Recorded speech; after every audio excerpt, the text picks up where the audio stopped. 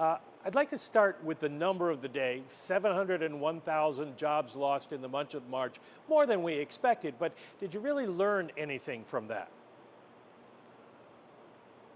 No, it is a sad day. We'd had job growth for, gosh, well over a decade, and it's hard to see the numbers turn negative.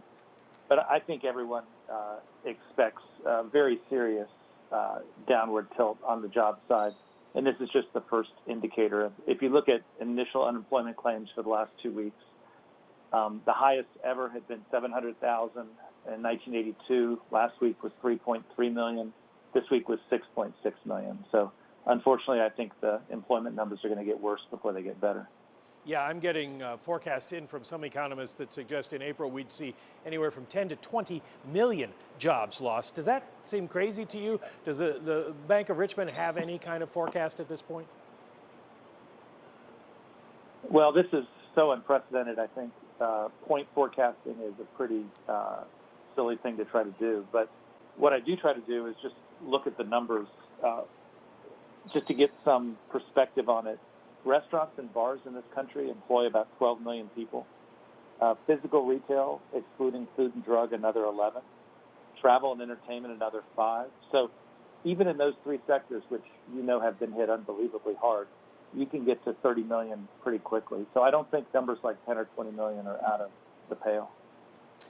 Well, at this point, what are CEOs, what are mom and pop stores telling you in your district about the conditions they see?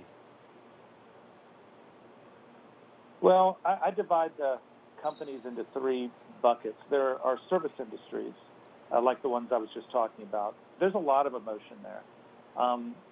In a lot of cases, really good, viable businesses have been shut down in the pursuit of a public health solution. And they have hope. In particular, a number of them are in the process of applying to this new small business loan program. But they don't know for sure whether they're going to get the money, and they don't know how long this is going to last and whether the money will bridge them. So there's a lot of sadness there, a lot of emotion in that sector. Then I'd say there are a bunch of essential industries. We have a cash processing operation, but you put hospitals and food processing and fire and safety and the like. They're proud that they are essential to making this country operate, but they're nervous. They're nervous about their health. You do see increased absenteeism. You see some supply chain issues in those places. They know they need to deliver, but they're nervous. And then there's the wide swath of other businesses in this country, construction, manufacturing. Many of them are down, but they're still hopeful. They are seeing drops in demand, but they're making their best efforts to weather through it. And they just have hope that there's light at the end of the tunnel here. Well, this all adds new urgency to the effort to get loans, to get operating capital to companies. How fast is the Fed going to be able to stand up the Main Street lending program? When can you start lending to people who need the money? Well, we want to achieve the goals of this legislation, which has put a lot of money behind supporting the economy and businesses in need.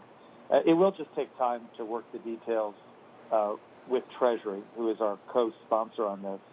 And as you can see with the small loans, the SBA program that's just got announced, a lot of the devil's in the details. It's just complicated to get right. It's complicated to pick out the right segment so you get money to the people who truly are in need. It's challenging to define the vehicles and the instruments, and then, of course, how much risk you want to bear. So we're working hard, and we're trying to get it out as fast as we can. I'm glad you brought up the risk question, because there are people who say, you know, the federal legislation says no buybacks, no dividends, no big raises for CEOs, but there are reports that the Fed doesn't think that's going to necessarily apply to them, that if you put those strictures on, companies might not apply for loans, which would be worse because then they might have trouble keeping people on payrolls. How do you feel about that? Well, I just say all this stuff is being worked together with Treasury, and give us a little bit of time to try to land the parameters of this. Another question about it in terms of lending. There is a group of people, a group of companies arguing that you don't take anything less than investment grade now, but you need to, because you look at companies like Macy's, junk rated, but they lay off 130,000 people. Would you be open to going below investment grade in your lending, in your corporate bond buying, if it helps keep the economy going? As you know, in the world that we, I guess, own under the statutes, we're not allowed to take that kind of risk. A program that we put together with Treasury it has to make that decision, as I talked about earlier. And you know the trade-offs on that, Michael. It's just a challenging one to try to get right. And like I said, give us a little bit of time to try to land the plane on that. Well, I've got another one that you may have the same answer to, but let me try here. Nancy Pelosi, the Speaker of the House, Maxine Waters, head of the Financial Services Committee in the House, have both written to Fed officials saying you need to start buying munis because we need to bail out our states and cities that have no money coming in because nobody's spending anything. Do you think that the Fed can or should expand what it's doing in the municipal market, or is the facility that you've got already going to be as far as you can go? Well, the legislation gives us the authority to buy short-term munis, and so that is, you asked the question whether we can, that is something we could do.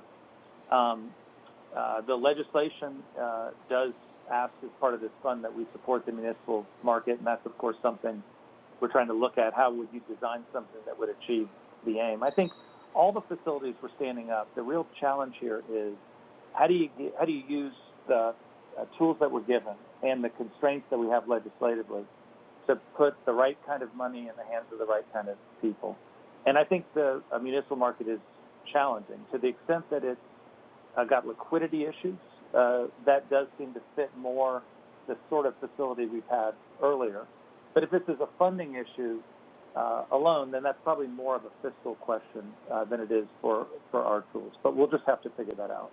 Well, speaking of the tools you have available, you're going to have billions of dollars in loans out to companies at basically a zero rate or just above it. Can you ever raise rates at this point, given the threat that would provide to the people who have the loans you give? Well, rates are low now, and if you read the last statement, you'll get the sense that they'll be low for some time until the economy recovers.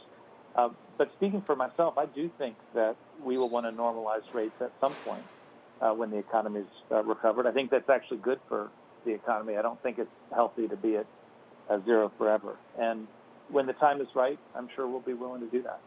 Got about 1 minute left, so let me ask you something about your area of expertise, which is corporate management. What advice do you have to someone who's running a major corporation or who's running a restaurant these days? Well, what I'd say is I'm actually pretty confident that when the time comes, businesses can come up with a protocol that allows their workers to get back to work safely. As I said, a number of essential businesses are doing that today. What I'm less confident in is their ability to get customers to shop again, to go to a ball game, to take a vacation, to go buy shoes at a retail store. And I think it's really important for businesses to think about how do we compel customers that it's okay to be back in our store or it's okay to take a trip. If you go to a grocery store these days, you'll be met with someone who's in a mask and who will swipe down your cart to sort of send a signal that we take cleanliness seriously. The stores aren't crowded, so there's a lot of room. You can distance. The checkout clerks have sneeze guards. There are tape on the floor. And so I think the appropriate distance in line. And I think every business needs to be thinking about, in a world where we're past the peak, but of course there's still some risk of infection because this disease probably won't go away completely. How do we make it safe for customers, and how do we get customers confident that they can shop with us again? I think that's a real business imperative.